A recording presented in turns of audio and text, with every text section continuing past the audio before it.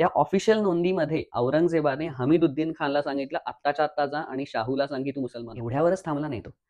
संभाजी महाराजांच्या 2 मुली त्याच्या कैदेत होत्या. त्याच्यातल्या एका मुलीचं लग्न त्याने कोणाशी लावलं असेल?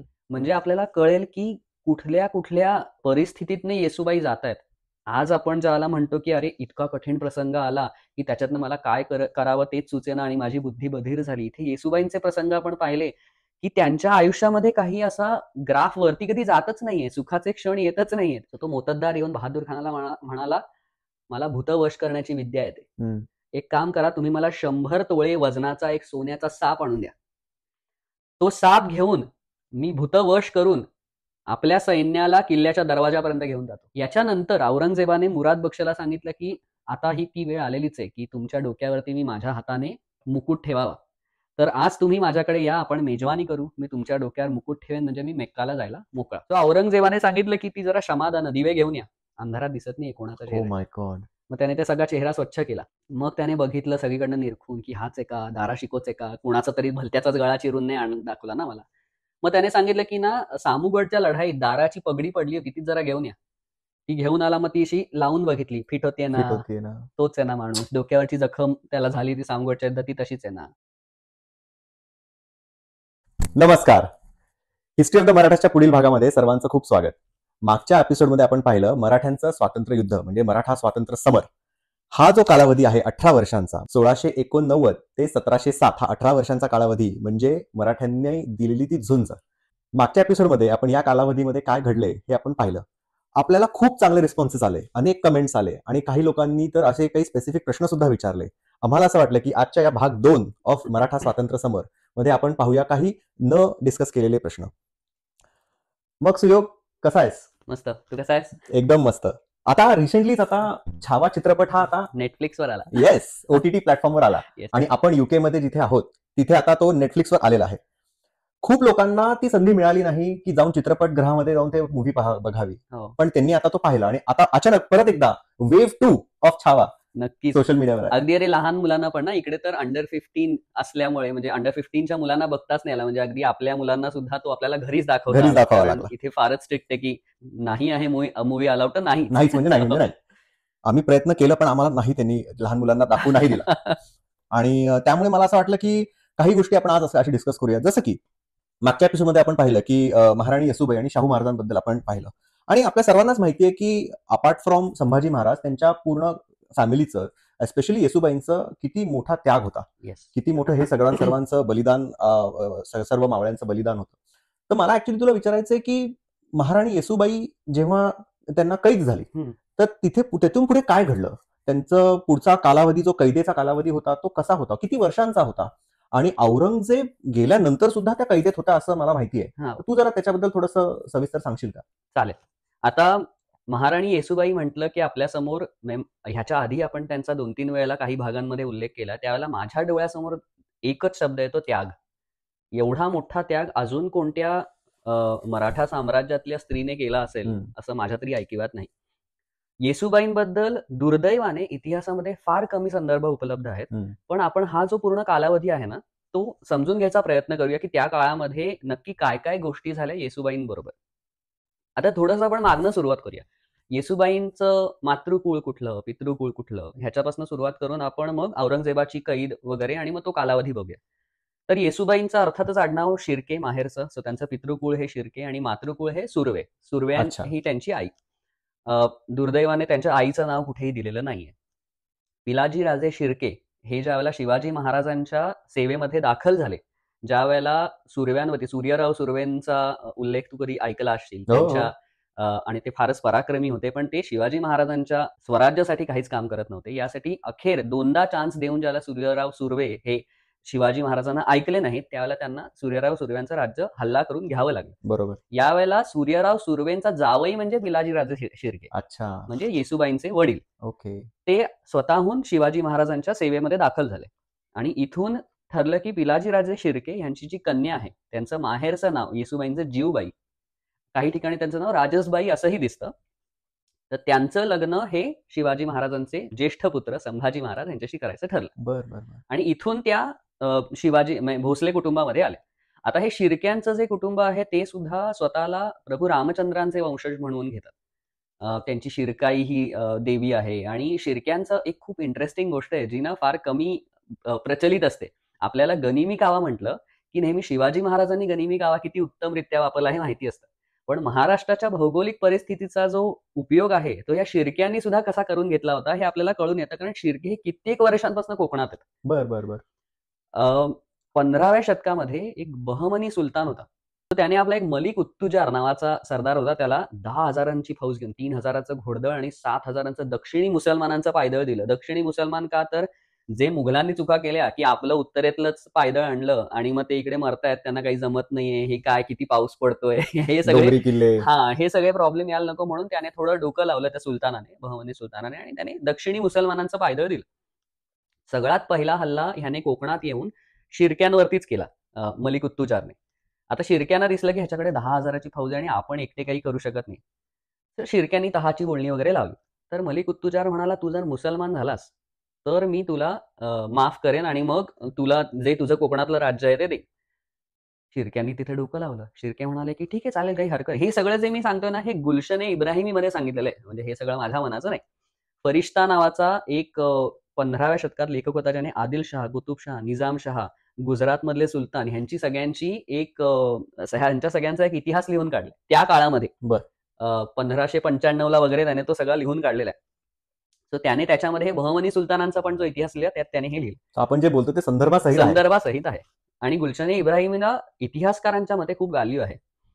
सो कोकणामध्ये शिर्क्यांकडे हा आल्यानंतर शिर्के म्हणाले की ठीक आहे, काय हरकत नाही, मी मुसलमान होतो, पण ना तुम्ही इकडनं परत उत्तरेत गेलात ना की माझ्या बाजूला मोरे आहेत ना, ते नंतर मला मी मुसलमान झालो म्हणून त्रास देतील आणि माझ्या भाऊ बांधवांना माझ्या विरुद्धच गोळा करून माझ्याच विरुद्ध कारस्थानं करतील. तर आपण एक काम करूया का, तुमचं सैन्य घ्या, माझं सैन्य घेतो, आपण जाऊन आधी मोऱ्यांची खोड मोडूया, त्यांना पण मुसलमान करू.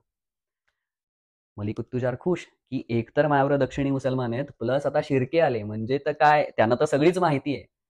दक्षिणी मुसलमान जे आले होते त्यांनी मलिक उत्तुजारला सावध करण्याचा प्रयत्न केला. त्याला सांगितलं की हे बघ, तो कोकणात घेऊन चाललाय आपल्याला, ह्या सगळ्या वाटा आपल्याला माहिती नाहीयेत आणि हा भौगोलिक प्रदेशही खूप कठीण आहे. पण मलिक उत्तुजारला नवीन मित्र भेटला होता शिर्के. तो म्हणाला की शिर्के भारी आहेत, मी त्यांच्याबरोबर जाणार. सो काही दक्षिणी मुसलमान त्याला सोडून निघून गेले. आता पहिले 3 दिवस मोऱ्यांपर्यंत जाण्याचा जो रस्ता होता त्याच्यासाठी ना शिर्क्यांनी खूप छान असं सपाट रस्ता वगैरे निवडला. ह्याच्या दरम्यान ना मलिक उत्तुजार काहीतरी आजारी बिजारी पडला, त्याच्यामुळे त्याचा थोडा थोडा कंट्रोल गेला सैन्यावरचा, पण त्याला शिर्क्यांवरती फुल कॉन्फिडन्स होता आणि रस्ता इतका छान की तो खुश झाला. मोऱ्यांच्या जवळ पोहोचल्यानंतर एका रात्री शिर्के अचानक गायब. मोरे त्याला खेळला, म्हणजे विशाळगडावरती होते. रात्री जाऊन शिर्के मोऱ्यांना भेटले. त्यांनी सांगितलं की तुमच्या जबड्यामध्ये मी ही 10,000ची फौज आणून सोडलेली आहे, कापा. त्याच रात्री सपाटा लावून मोऱ्यांनी आणि शिर्क्यांनी 10,000ची फौज कापून काढली. बापरे. म्हणजे गुलशन इब्राहिमी मध्ये आपला फरिश्ता सांगतो की त्या रात्री वारा पण इतका जास्त होता की त्यामुळे झाडांचा जो आवाज होत होता ना त्याच्यामध्ये या 10,000च्या फौजेच्या किंकाळ्या सुद्धा ऐकवल्या नाही. सो अशा प्रकाराने सह्याद्रीमध्येच त्यांना गाडण्यात आलं, शिर्के आपल्या ठिकाणी आणि मोरे आपल्या ठिकाणी. गुड कॉप बॅड कॉप खेळले. एक्झॅक्टली. सो आणि अशा पद्धतीने हा एक शिर्क्यांचा त्यांनी वापरलेला गनिमी कावा शिर्क्यांनी आणि मोऱ्यांनी मिळून हा आपल्याला कळतो. ह्याच्यानंतर मधल्या काळातले जे काही संदर्भ आहेत येसुबाईंचे ते काही फारसे मिळत नाहीत. त्या अर्थातच 1681ला पट्टराणी झाल्या. संभाजी महाराजांना ज्यावेळेला राजाभिषेक झाला रायगडावरती त्यावेळेला पट्टराणी म्हणून त्यांनाही राजाभिषेक महाराज्ञी म्हणून झाला होता. त्यांच्याकडे अर्थातच सखी राज्ञी जयती नावाचा शिक्का हा संभाजी महाराजांनी करून दिला होता. आता या मधल्या काळातला आपल्याला काहीच संदर्भ बाकी त्यांच्याबद्दलचे मिळत नाहीत. 1689ला जसं म्हटलं त्याप्रमाणे ज्यावेळेला एतिकात खान, ज्यालाच आपण जुल्फिकार खान म्हणतो, ह्याने रायगडाला वेढा घातला आणि त्यावेळेला शेवटी ते आपण सगळं मागच्या भागामध्ये डिस्कस केलेलं आहे की का शेवटी येसुबाईंना रायगड द्यावा लागला. आणि मग तो रायगड दिल्यानंतर 1689 ऑक्टोबरमध्ये मायलेकरांना अर्थातच येसुबाई आणि त्यांचे चिरंजीव ज्यांचं नाव शिवाजीच होतं, म्हणजे संभाजी महाराजांच्या मुलाचं नाव हे शाहू नव्हतं, शिवाजीच त्यांचं नाव होतं. ह्या दोघांना कैद करून औरंगजेबासमोर गुलाल बारमध्ये आणण्यात आलं. बरोबर. तिथे आल्यानंतर मग ते फेमस डायलॉग औरंगजेबाचा सांगितला जातो. एक तर त्याला शिवाजी हे नाव आवडत नव्हतं, त्याच्यामुळे तो शाहू महाराजांना म्हणाला त्यावेळेला, म्हणजे त्यांचं नाव त्याला शिवाजीच होतं, त्यांना म्हणाला की अरे तो शिवाजी म्हणजे चोर आणि तू तर साव आहेस, साव म्हणजे सभ्य मनुष्य, तू खूपच साधा आहेस, असं ते अपमानास्पद बोलणं होतं शिवाजी महाराजांबद्दल, पण असं केल्यामुळे मग ह्या शिवाजी राजांचं नाव पुढे शाहू झालं. बरोबर. किंवा राजवाडेंच्या म्हणण्यानुसार शाहू महाराजांना पाळण्यातलं नाव शाह म्हणजे शाहजी, आजोबांचं जे आडनाव होतं शहाजी भोसले. तसं आजोबांचं इन द सेन्स पणजोबांचं त्यांच्या, कारण संभाजी महाराजांचे आजोबा हे शहाजी शहाजीराजे. तर तसं नाव दिलेलं असल्यामुळे त्यांचं नाव हे शाहू होतं. अशा 2 कथा आहेत त्याच्या. इथे आल्यानंतर मग आपलं एकंदरीत येसूबाई आणि शाहू महाराज ह्यांना सतत औरंगजेब आपल्या सोबत ठेवायचा. गुलाल बार म्हणजे जिथे औरंगजेब राहायचा त्या छावणीला गुलाल बार म्हटलं जायचं. तर औरंगजेबाची स्ट्रिक्ट ऑर्डर होती की कधीही शाहू महाराजांना आणि येसूबाईंना माझ्या छावणीहून लांब ठेवायचं नाही. अच्छा. कारण त्याला माहिती होतं की हेच आपल्या हातातले मोहरे आहेत, हे सुटले तर सगळं मराठे सगळं संपवतील. उद्या मराठे जर आपली गचांडी धरायला आले तर आपण ह्या मोहऱ्यांना पुढे करून जिवंत राहू शकतो, हे त्याला माहिती होतं.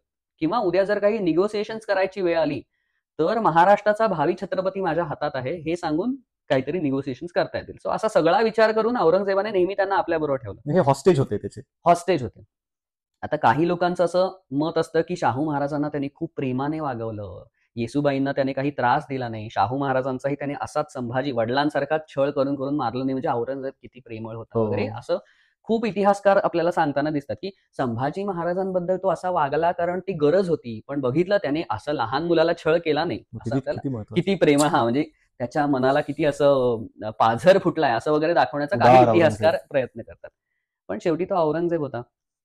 मध्ये let's fast forward around 14 years 1703 मे मध्ये मोहर्रमच्या पवित्र महिन्यात औरंगजेबाने एक दिवशी सांगितलं, आपला त्याचा एक सरदार होता हमीदुद्दीन खान म्हणून, हे सगळं औरंगजेबाच्या अखबारात लिहिलेलं आहे. अखबार म्हणजे रोज दरबारात काय झालं ते लिहून ठेवण्याला अखबार असं म्हणतात. आजकाल अखबार म्हणजे न्यूजपेपर असतो, त्या काळामध्ये रोज काय झालं हे लिहून ठेवायचं त्याला अखबार.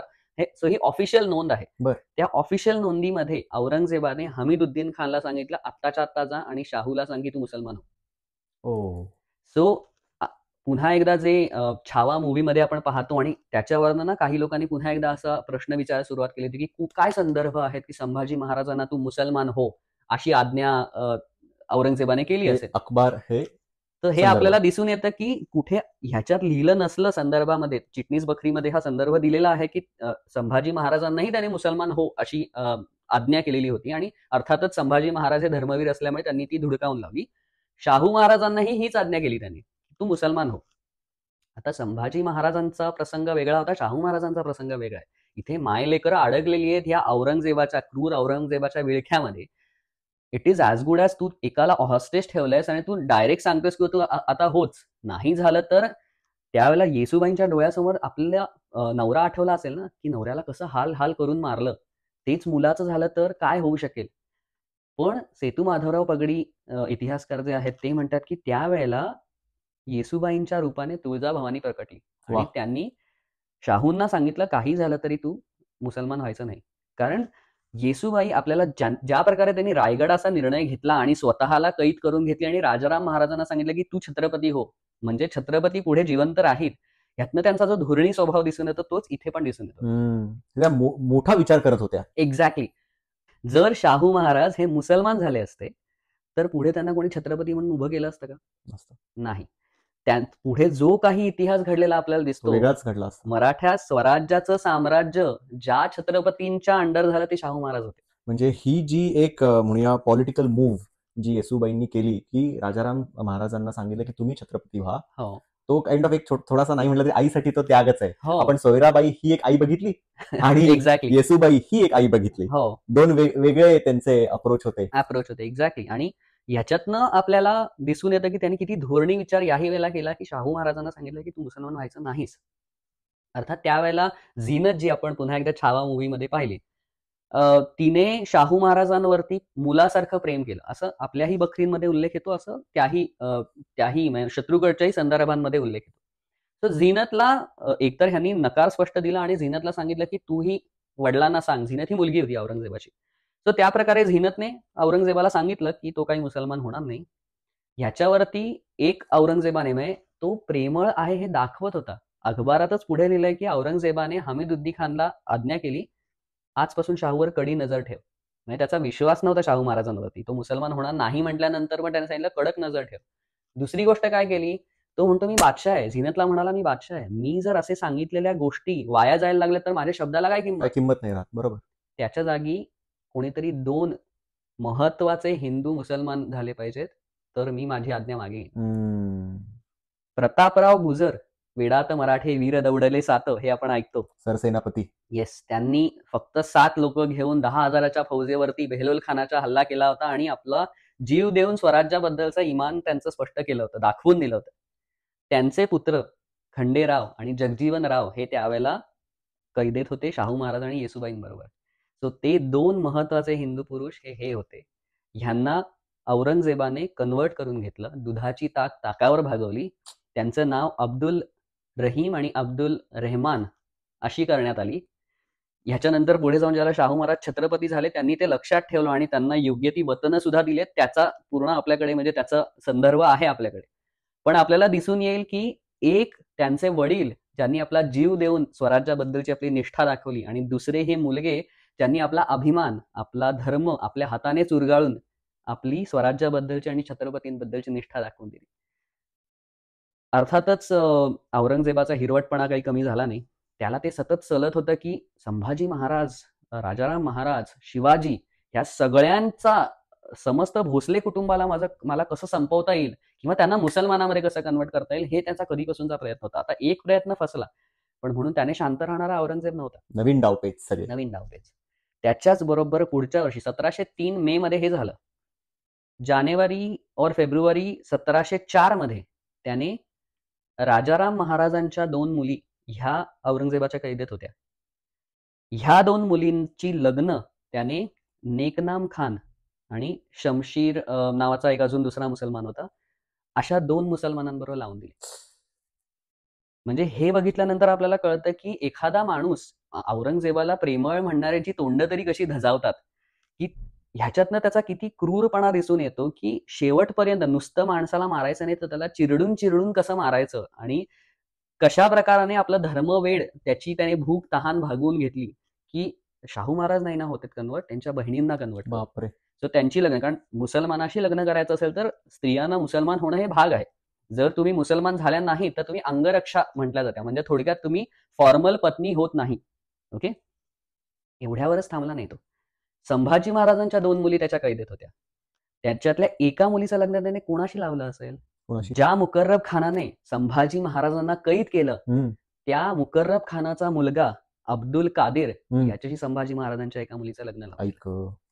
आणि दुसऱ्या मुलीचं लग्न शेवटचा जो आदिलशाह होता, सिकंदर म्हणून शेवटचा आदिलशाह होता, त्याचा मुलगा मोईउद्दीन त्याच्याशी दुसऱ्या मुलीचं लग्न लावलं. म्हणजे स्वतः संभाजी महाराजांच्या मुली या.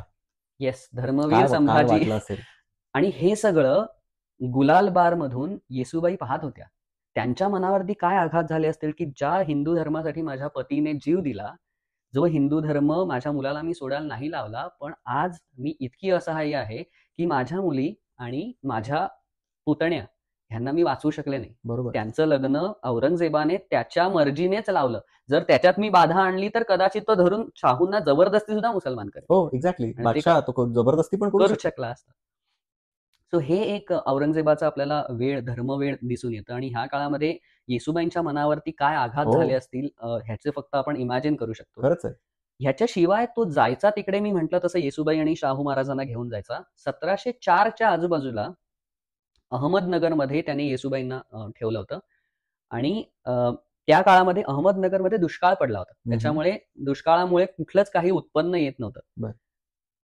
त्याने दाखवण्यासाठी येसुबाईंच्या आणि शाहू महाराजांच्या नावावरती काही वतनं करून दिली होती की ह्या गावांचं उत्पन्न तुम्हाला मिळेल वगैरे. अच्छा. प्रत्यक्षात ज्या वेळेला शाहू महाराज हे कधी याचं उत्पन्न मागायला जायचे त्यावेळेला मुघल सरदार त्यांना सांगायचे की तुमचे चोर आहेत नाही मराठे, तेच सगळं उत्पन्न चोरून नेतात, त्यामुळे तुम्हाला उत्पन्नच मिळणार नाही. 1704ला हिंदवी स्वराज्याच्या महाराणीची ही अवस्था झाली की 1704चं येसुबाईंचं एक पत्र उपलब्ध आहे जे त्यांनी चिंचवडचे देव, चिंचवडला मोरेश्वर देव म्हणून एक महान संत पुरुष होऊन गेले. म्हणजे शिवाजी महाराजांनाही त्यांच्याबद्दल चिकार आदर होता आणि ते त्यांना कित्येक वेळा देणगी देत असत. ह्या चिंचवडच्या देवांना येसुबाईंनी लिहिलेलं पत्र उपलब्ध आहे ज्यात त्या म्हणतात की गेले 4-5 महिने मी वेगवेगळ्या सावकारांकडनं कर्ज घेतली. हिंदवी स्वराज्याची राणी सांगते की मी कर्ज घेतलं आणि आता मला सावकार कर्ज देत नाहीत. ब्रह्मस्व असं म्हटलेलं आहे कर्जाला. तो शब्द वापरलेला आहे. तर तुम्ही मला जर मदत केली तर ज्या वेळेला हा दुष्काळ संपेल आणि मला इन्कम येईल त्यावेळेला मी ते पैसे तुम्हाला परत करेन. म्हणजे आपल्याला कळेल की कुठल्या कुठल्या परिस्थितीतनं येसूबाई जात आहेत. आज आपण ज्याला म्हणतो की अरे इतका कठीण प्रसंग आला की त्याच्यातनं मला काय करावं तेच सुचेना आणि माझी बुद्धी बधीर झाली. इथे येसूबाईंचे प्रसंग आपण पाहिले की त्यांच्या आयुष्यामध्ये काही असा ग्राफ वरती कधी जातच नाहीये, सुखाचे क्षण येतच नाहीयेत. पतीला एवढं हाल करून मारलं, मग त्या स्वतः कैद झाल्या. त्यांच्या मुलींना आणि त्यांच्या पुतण्यांना त्यांच्या समोर त्यांची मुसलमानांची लग्न लावून देण्यात आली. त्यांच्या मुलाला मुसलमान करण्याचा प्रयत्न केला गेला. आता त्यांच्याकडे पैसेही नाहीयेत आणि अशा वेळेला त्या परकीय माणसाच्याकडे पकडल्या गेलेल्या आहेत. कैदेत आहेत. त्यांच्याबरोबर जी झीनत होती औरंगजेबाची मुलगी, तिला औरंगजेब महिना 5,000 रुपये पाठवत होता. पण त्याने येसूबाईंना पाठवले नाहीत. कारण औरंगजेबालाही माहिती होतं की शाहू महाराज जे आहेत त्यांना मुसलमान न होऊ देण्यामागे जर कोणती शक्ती असेल तर ती येसूबाई आहे. येसूबाई. पण मग मला ह्यांचे जे 2 बंधू आहेत, हां. ज्यांचा एक महत्वाचा रोल होता या अटकेमध्ये, ज्याच्याबद्दल आपण पहिल्या भागात बोललो, हो. त्या 2 भावांनी बहिणीला मदत नाही केली? ह्याच्यामध्ये 2 गोष्टी आहेत. एक म्हणजे तू बघितलंस तर विचारपूर्वक येसूबाईंनी चिंचवडच्या देवांना पत्र लिहिले जे संत पुरुष होते. त्यांनी कुठल्याही सरदाराला पत्र लिहिलं नाही. कुठला मराठा सरदारही त्यांना मदत करू शकला असता. पण जर तसं पत्र लिहिलं असतं तर औरंगजेबाच्या नजरेत ते खुपलं असतं की मराठा सरदारांकडे ह्या काय पत्र लिहून मागतात. म्हणजे त्याच्यावरती एक वेगळ्या दृष्टीने पाहिलं गेलं असतं. वेळात संत पुरुषांना पत्र लिहिल्यामुळे त्याच्यावरती काही संशय घेतला गेला नाही. दुसरी गोष्ट म्हणजे कान्होजी शिर्के आणि गणोजी शिर्के, कान्होजी चुलत बंधू होते जे छावा चित्रपटात दाखवले गेलेत आणि गणोजी शिर्के हे सख्खे बंधू होते. हे 1707 ला औरंगजेब मरेपर्यंत औरंगजेबाच्याच मुघल दरबारातच होते. ते नंतर फिरून कधीही स्वराज्यात आले नाहीत.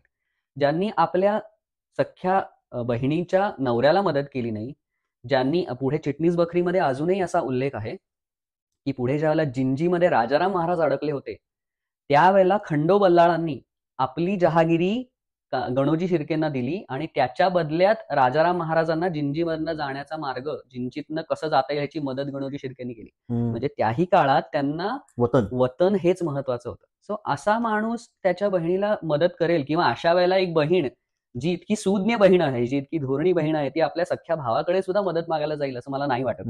आणि त्यामुळे त्यांनी त्यांच्याकडे मदत मागितली नसावी. बापरे. म्हणजे 2 मिनिटासाठी सुद्धा जरी आपण येसूबाईंच्या परिस्थितीत गेलो तर तो अडचणींचा डोंगर बघून आपल्या अडचणी काहीच वाटत नाही. काहीच अगदीच क्षुल्लक वाटतात आणि आपण का रडतो गोष्टींसाठी असं त्यांचं जीवन. आणि अजून संपलं नाहीये विराज, हे फक्त 1704 चालू आहे. ह्याच्या पुढे 3 वर्षांनी औरंगजेब बादशाह अल्लाला प्यारा झाला. आता इथून औरंगजेब बादशाहवर त्याला त्याचे आपण 5 शेहजादे आपण मागच्याला प्रश्न विचारला होता. त्याच्यातले 3 शेहजादे जिवंत होते आणि त्याच्या जवळ होते. नाही, 3 पैकी 2 शेहजादे त्याच्या जवळ होते. एक होता शेहजादा आजम, दुसरा होता शेहजादा कामबक्ष, तिसरा शेहजादा होता शेहजादा मुअज्जम. हा काबूलला होता. तो त्याच्या जवळ नव्हता, तो अफगाणिस्तानामध्ये लांब होता. अकबर हा इराणला, जो छावामध्ये अकबर दाखवला तो इराणला गेला आणि तो तिथेच मेला. तो नंतर परत कधी भारतात आलाच नाही. ह्याच्यातला जो आजम होता त्याला सगळ्यात पहिले न्यूज कळली की आपला बाप अल्लाला प्यारा झाला. तो खुश झाला, आला. पहिले त्याने सगळे अंत्यसंस्कार केले आणि मला आता चलो दिल्ली, कारण खूप झालं इथे दक्षिणेमध्ये मराठ्यांची खेळणं, आपण आता वर जाऊया. हे काय आपल्याला मिळत नाहीये, हे काय आपल्याला साधणार नाहीये कितीही वर्ष इथे राहिलं तरी, कारण घेतलेले किल्ले आपण मागच्या भागात पाहिले तसे परत परत मिळतच होते. त्यामुळे आजम आणि तसंही सैन्याला उभं आला होता, त्यांना ऐशो आरामाची सवय उत्तरेतली. दक्षिणेमध्ये पाऊस पडतोय, चिखल आहे आणि चिवट मराठे आहेत, कोण त्यांच्या नादी लागेल. त्यापेक्षा तिकडे जाऊ आणि कोणत्या तरी मिर्झा राजा जयसिंगाला पाठवू की तू बघ रे बाबा दक्षिणेतला, आपण तिकडे मजा करू. सो आजम लगेच उत्तरेत यायला निघाला. मुअज्जम सुद्धा काबूलवरनं निघाला. या मुअज्जम आणि आजमचं आग्र्याला युद्ध झालं, ज्यात आजम मारला गेला. आता आजम दिल्लीला जायच्या आधी, आग्र्याला जायच्या आधी तो शाहू महाराजांना भेटला. जुल्फिकार खानाने त्यांची भेट घालवून दिली. यावेळेला आजमने डोकं लावलं आणि त्याने शाहू महाराजांना मोकळं सोडलं.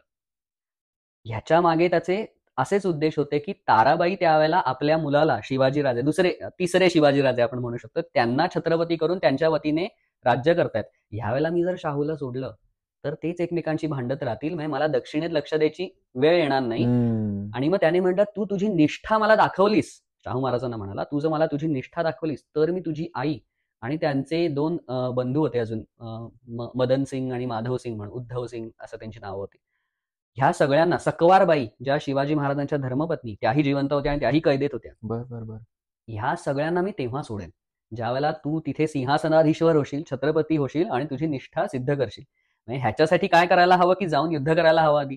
ताराबाईंना सांगायला हवं की मीच छत्रपती आहे, आणि ते त्यांना मिळणार नाही हे आजमला व्यवस्थित माहिती होतं. म्हणजे त्याने एक काडी टाकली आणि तो उत्तरेत निघून गेला. आता जरी इकडे छत्रपती झाले शाहू महाराज, तरी तिकडे आजम कुठे जिवंत आहे? प्रॉमिस केलेला आजम तोही अल्लाला प्यारा झाला. मुअज्जम आलाय आता. मुअज्जमने सांगितलं तसंच शाहू महाराजांना पत्र पाठवून की मी आता इकडचा बादशाह आहे, पण आता तुमचं तुम्ही ठरवा की नक्की तुमच्यातला छत्रपती कोण आहे. मग आपण तुम्हाला काय वतनं वगैरे द्यायची का नाही, स्वराज्य द्यायचं का नाही ते मग पाहू. आणि आता तू पाहिलंस तर आता तर म्हणजे आधी येसुबाई कैदेत होत्या, त्या महाराष्ट्रात कधी कधी यायच्या आणि मग बाकीच्या ठिकाणी त्या फिरत होत्या. औरंगजेब त्यांना जिथे जिथे छावणीत घेऊन जायचा तिकडे. आता तर त्या दिल्लीत गेल्या, लाल किल्ल्यामध्ये राहत होत्या. इथे त्यांचे संदर्भ अजूनच कमी आहेत, पण इथेही आपण इमॅजिन करू शकतो की येसुबाईंच्या मनावरती काय काय परिणाम होत असतील. कारण शेहजादे असोत, बादशहा असोत, मुघलाई कारभारच सगळा जो होता तो असा सगळ्याच विकृत गुणांनी बनलेला होता. त्या लाल महालात राहून त्यांचे सगळे चाळे रोज पाहायचे. तिथे फक्त झीनतच एक राहिली होती आता येसुबाईंना आधार, जी पहिल्यापासून त्यांच्या बरोबर होती. तिच्याच सोबत काय ते येसुबाईंना थोडंसं सेफ वाटत असेल, पण आपण फक्त इमॅजिन करू शकतो की स्वराज्याच्या या अभिषिक्त राणीचं काय हाल झाले असतील, ज्याला ती आता दिल्लीत जाऊन अडकली. 1707 पासून पुढे 12 वर्ष खुद्द शाहू महाराजांनी वेगवेगळ्या पद्धतीने प्रयत्न केले असावेत. कारण त्यांचे ना पत्र पाठवल्याचे काही उल्लेख दिसतात येसुबाईंना. त्याच्याशिवाय आजकाल ती कागदपत्र उपलब्ध नाहीत. पण तू विचार कर की 12 वर्ष, आता आधी तर शाहू महाराज तरी बरोबर होते, आता शाहू महाराजही बरोबर नाहीये. आता त्या एकट्याच पडल्या, त्याही दिल्लीत, त्याही लाल महालात, दिल्लीच्या लाल किल्ल्यात, लाल महाल नाही लाल किल्ल्यामध्ये अडकले आता ते जाऊन. तर ह्या सगळ्या काळामध्ये अखेर पुन्हा फास्ट फॉरवर्ड आपण जाऊया. शाहू महाराज जे छत्रपती झाले आणि त्यांच्याकडे वेगवेगळे त्यांचे मग पुढचे उभरते तारे जे यायला लागले, ज्याच्यामध्ये बाळाजी विश्वनाथ होते, ज्यांचा मुलगा बाजीराव हा पुढे आपल्याला फारच ते प्रसिद्ध पण आहे, ते शूरही होते हे आपल्याला दिसून येतं. सो हे बाळाजी विश्वनाथ जे आहेत त्यांनी 1718 मध्ये एक कारस्थान रचलं. आता त्याची एक गंमत आहे, पुन्हा आपण एकदम अजून पुढे 12 वर्ष 11 वर्ष जवळजवळ पुढे गेले. याच्यामध्ये तो मुअज्जमही मेला. 1712 पर्यंत, म्हणजे 1707 पासून ते 1712 5 वर्ष हा मुअज्जम जो होता, बहादूर शाह म्हणून तो बादशाह राहिला. फारच कमी. हो. आणि मग तो वयोमाना परत्वे तोही ढगात गेला. त्याच्या मुलांनी आपले बाबा आणि आजोबा जे करत होते तेच केलं. एकमेकांना मारणं आणि असं सगळं करून त्याचा मुलगा जहांदर शहा, आता मी अशी वेगवेगळी नावं सांगत जाईन आणि हे इतके क्विक दिसतील ना तुला, क्विक सक्सेशन मध्ये त्यांची ह्या पुढची 7-8 वर्ष याच्यामध्ये 2-3 बादशाह झाले. बापरे. सो जहांदर शहा जो ह्याचा मुलगा होता मुअज्जमचा, तो गादीवर आला. तो फारच क्रूर होता. आता तो गादीवर आल्यानंतर दिल्लीतलं राजकारण पूर्ण बदललं. दिल्लीमध्ये 2 सय्यद बंधू होते. त्या 2 सय्यद बंधू ते किंग मेकर्स होते. बरोबर. ते वेगवेगळ्या लोकांना किंग बनवायचे आणि मग आपल्याला हवी ती कामं काढून घ्यायचे. बरोबर. या सय्यद बंधूंचं आणि मराठ्यांचं पहिले विशेष पटत नव्हतं. तर सय्यद बंधूंनी काय केलं की हा जो जहांदर शहा होता ह्याच्या विरुद्ध फरुख सियार म्हणून अजून एक माणसाला तो बादशाह बनेल असं उभं केलं. हा फरुख सियार कोण आता? तर हा फरुख सियार म्हणजे या मुअज्जमचा नातू. अच्छा. आता मुअज्जमचा मुलगाच बादशाह झालाय, त्या मुअज्जमचा नातू म्हणतोय की मला बादशाह व्हायचं. या सय्यद बंधूंच्या पूर्ण मदतीने अखेर हा फरुख सियार बादशाह पण झाला. आणि जो जुल्फिकार खान आपण एवढं ऐकतो ना, त्याचं नाव 1689 ज्याने रायगड घेऊन दिला, 1707 पर्यंत जो सतत औरंगजेबाच्या बरोबर होता आणि वेगवेगळ्या वेळेला त्याने औरंगजेबाला वाचवलं. 1707 ला तो आजम बरोबर मुअज्जमशी युद्ध खेळला आणि तो हरल्यानंतर मुअज्जमच्या बाजूने होता. एवढ्या वर्षानंतर तो अखेर फरुख सियारने ह्या जुल्फिकार खान जो होता तो त्याच्या मते या जहांदर खान शहाच्या बाजूने होता. त्या जुल्फिकार खानाला मारून त्याच्या प्रेताची हत्तीवरनं दिल्लीत धिंड काढली. शपथ. सो इतकं सगळं तुम्ही लॉयल आहात मुघलांबरोबर, तरी तुमचं कधी एक वेगळा फरक दिसून येतो. एक्झॅक्टली माझ्या मनात आलं की आपले बाजीप्रभू देशपांडे असू दे, तानाजी मालुसरे असू दे, ज्यांनी त्यांच्या प्राणाचे बलिदान दिली स्वराज्य टिकवण्यासाठी, त्यांची पुढे लेगसी कशी राहिली. वेरेज जुल्फिकार खान असे मुघलांचे हे हिरे, त्या काळातले हिरे. खरोखरच त्याने औरंगजेबाचे प्राण बऱ्याचदा वाचवलेत, औरंगजेबाची इब्रत वाचवली कित्येक वेळेला. काय जात ही, काय झालं त्याचं, त्याची धिंड निघाली त्याच्या प्रेताची.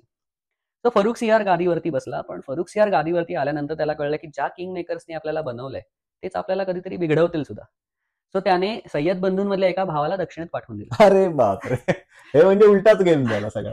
आणि त्याने मराठ्यांना इनडायरेक्टली कळवलं की तुम्ही तिकडच्या तिकडे त्या सय्यद बंधूचा निकाल लावा. एकाचा निकाल लावून टाका. कारण सय्यद बंधूंचं आणि मराठ्यांचं त्याला पटत नव्हतं. मराठ्यांनी वेगळं डोकं लावलं. त्यांना माहिती होतं की आपल्याला काही करून एकतर स्वराज्य आपल्या नावावर करून घ्यायचंय.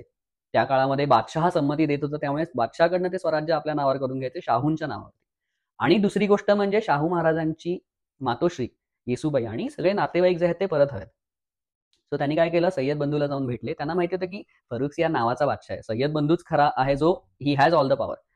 सो सय्यद बंधूला जाऊन भेटून त्यांनी एक वेगळं राजकारण केलं. ते राजकारण ऐकलं की आपल्याला कळेल की मराठ्यांचे विचार कुठपर्यंत गेलेले होते. सो इथे जेव्हा तू मराठे म्हणतोस म्हणजे कोण, शाहूंचा गट का शाहूंचा ताराराणी? गट. अच्छा, शाहूंचा गट, ज्याच्यामध्ये बाळाजी विश्वनाथ होते आणि अजून काही सरदार होते. ह्या सगळ्या सरदारांनी एकत्र येऊन हे एक राजकारण रचलं. आणि बाळाजी विश्वनाथ भट हे त्या काळातले पेशवे होते. येस, त्यांना प्रधान केलं होतं. ते सरलष्कर पण होते. मधल्या काळात बऱ्याच गोष्टी घडल्या. धनाजी जाधव, जे पुन्हा एकदा आपल्याला ह्या पूर्ण मराठ्यांच्या स्वातंत्र्य युद्धामध्ये संताजी घोरपडे इतकेच शूर दिसून येतात.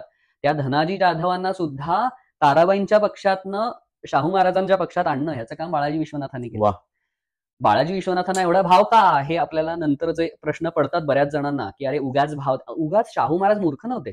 त्यांनी धनाजी जाधवांसारख्या माणसाला पक्षात आणलं, कारण धनाजी जाधवांच्या हाताखाली बाळाजी विश्वनाथ काम करत होते. आणि त्यांनी सांगितलं, ते ज्यावेळेला शाहू महाराज कैदेत होते त्यावेळेला त्यांना जाऊन भेटले होते पुण्याला.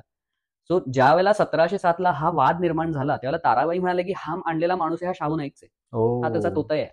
अशा वेळेला बाळाजी विश्वनाथ म्हणाले की मी ह्यांना बघितलंय, मी ह्यांना ओळखतो आणि हेच खरे स्वराज्याचे पुढचे वंशज आहेत आणि ह्यांना छत्रपती करायला हवं. आणि त्यांनी केलेल्या कन्व्हिन्सिंग गोष्टीमुळे धनाजी जाधव हे जे त्या काळात ताराबाईंचे होते ते ह्यांच्या पक्षात आले.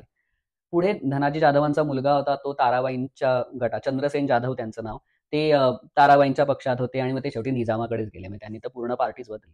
सो अशा वेळेला बाळाजी विश्वनाथ हे प्रधान झाले पुढे. आणि मध्ये बऱ्याच गोष्टी झाल्या, त्याच्यात डिटेलमध्ये मी जात नाही की बाळाजी विश्वनाथ महत्वाचे का झाले त्या काळात, हे सांगणाऱ्या बऱ्याच घटना मधल्या काळात घडल्या. आता बाळाजी विश्वनाथांच्या कारकिर्दीतला सगळ्यात सुवर्ण पराक्रम जो आता आपण ऐकणार आहे, की त्यांनी हे मोठं राजकारण रचलं, की त्यांनी आपल्याला छावा मूवी बघून माहिती की अकबर हा संभाजी महाराजांची मदत घ्यायला आला होता. अकबराचा मुलगा होता, त्याचं नाव मोईउद्दीन होतं. सो शाहू महाराजांच्या ह्या सगळ्या पक्षाने म्हणजे बाळाजी विश्वनाथांच्या सगळ्या गटाने एक राजकारण उभं केलं की हा मोईउद्दीन अजूनही आमच्याकडे. आता मोईउद्दीन हा होतो औरंगजेबाचा नातू, बरोबर. फरुखसियार हा होतो पणतू. आता नातूचं राजगादीवरती जास्त हक्क का पणतूचा? नातूचा.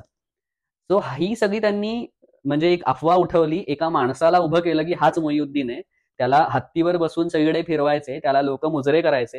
ह्याच्यामुळे सगळ्यांना असं झालं की मोईउद्दीन हाच खरंच बादशाह व्हायला पाहिजे. आणि सय्यद बंधूंना फरुखसियारने मग पत्र पाठवून विचारलं की कोण आहे हा मोईउद्दीन. त्याच्यावरती त्यांनी सांगितलं, आम्हाला तीच गोष्ट सांगितली, अकबराचा मुलगा मिळालेला आहे आणि त्याला आम्ही घेऊन आता उत्तरेमध्ये येतोय. तर फरुखसियारचे इकडे धाबेदाण आणले की अरे हा आला तर मला गादीवरनं उतरावं लागेल, कारण लोक म्हणतील नातू आधी बसायला हवा ना, पण तू कसा आधी बसला.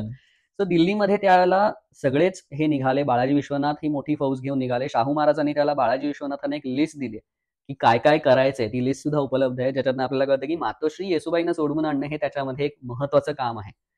बाकी वतन वगैरे मिळवणं हे तर काम होतंच, पण त्याच्याशिवाय हेही काम होतं. सो हे सगळं घेऊन 10,000ची फौज घेऊन बाळाजी विश्वनाथ, त्यांना काही राजपूत येऊन मिळाले, सय्यद बंधूंपैकी जो बंधू दक्षिणेत आला होता तो, हे सगळे दिल्लीला निघाले. वा. दिल्लीमध्ये सय्यद बंधूंनी आपली छावणी केली. ती छावणी केल्यानंतर फरुखसियारने पुन्हा एकदा सांगितलं हा मोईउद्दीन कोण आहे आणि कुठे आहे. त्यांनी सांगितलं की तुम्ही शाहू महाराजांची जी फॅमिली आहे त्यांना सोडा, मग आपण यावर चर्चा करू. याच्यासाठी 3 तास फरुखसियार आणि सय्यद बंधूंची चर्चा झाली. ह्याच्यानंतर येसूबाईंना सोडण्यात आलं. त्याच्यामध्ये मराठ्यांवरती काही हल्ले वगैरे सुद्धा झाले, ज्याच्यामध्ये 2000 मराठे उगाच मारले गेले. पण फलित all well that ends well is येसूबाईंना तिथून शेवटी 1719 रिलीज करण्यात आलं. 1719 म्हणजे जवळजवळ 30 वर्ष. 1689 म्हणजे ऑक्टोबर 1689 ते 1718ला त्यांना सोडलं आणि प्रवास करून त्या साताऱ्याला येईपर्यंत 1719 उजाडलं. म्हणजे 29 वर्ष 8 महिने जवळजवळ येसूबाई कैदेमध्ये होत्या.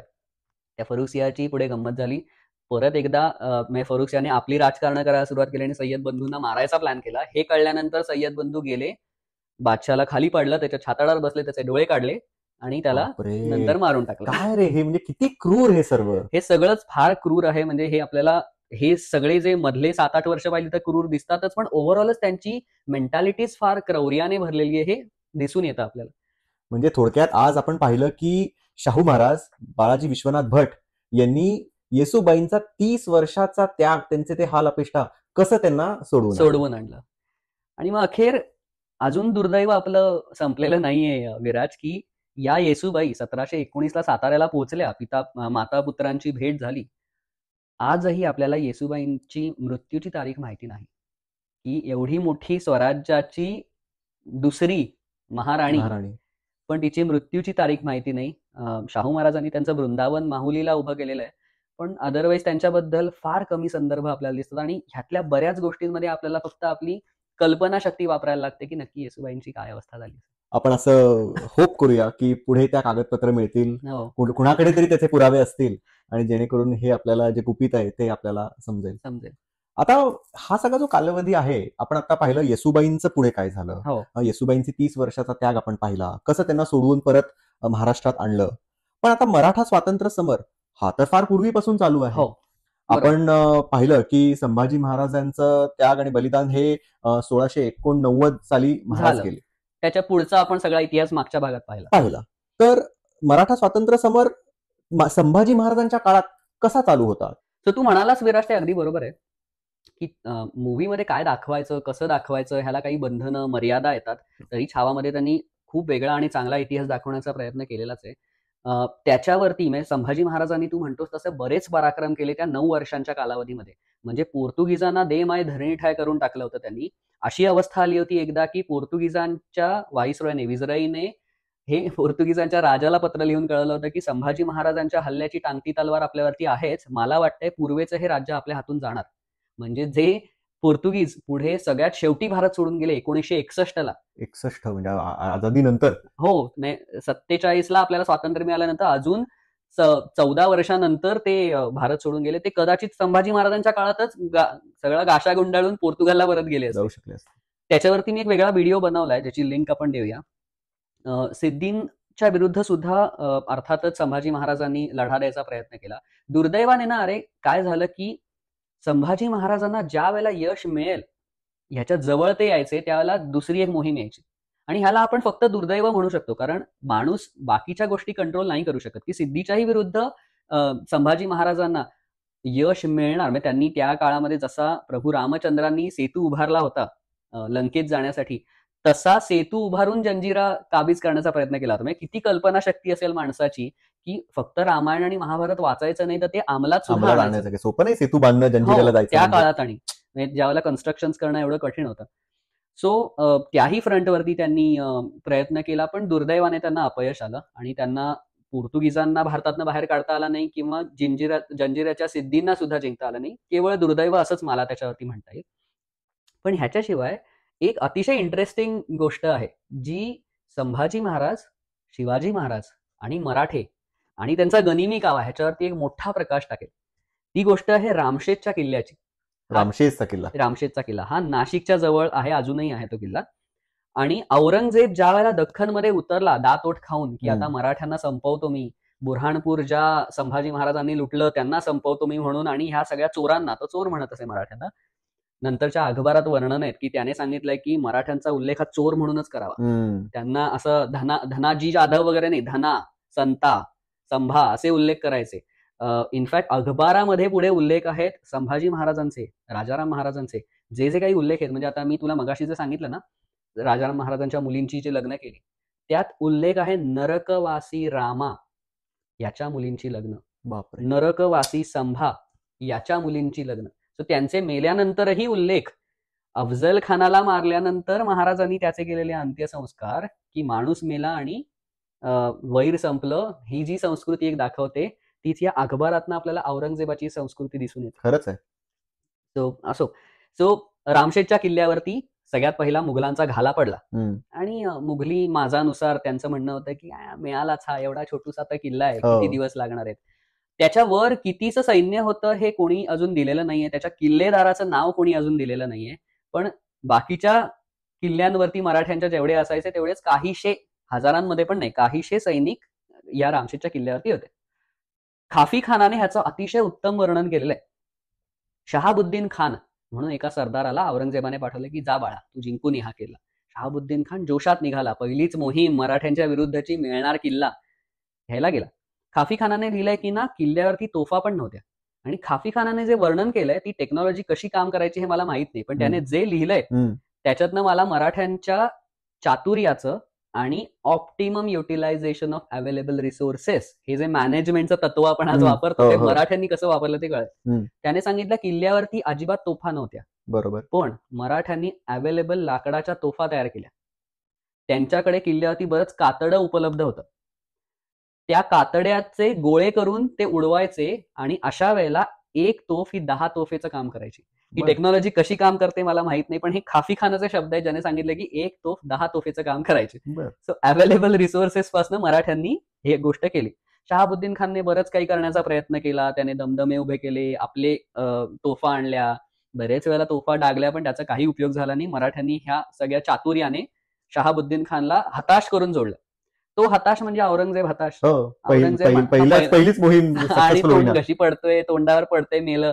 परत बोलावलं त्याला आणि मग नेहमीचा आपला बॉस पाठवला, बहादूर खान कोकलताश, जो कधी शिवाजी महाराजांशी झुंज देत होता, तो आता संभाजी महाराजांशी झुंज द्यायला आणि त्यांच्या मावळ्यांशी झुंज द्यायला रामशेठच्या समोर आला.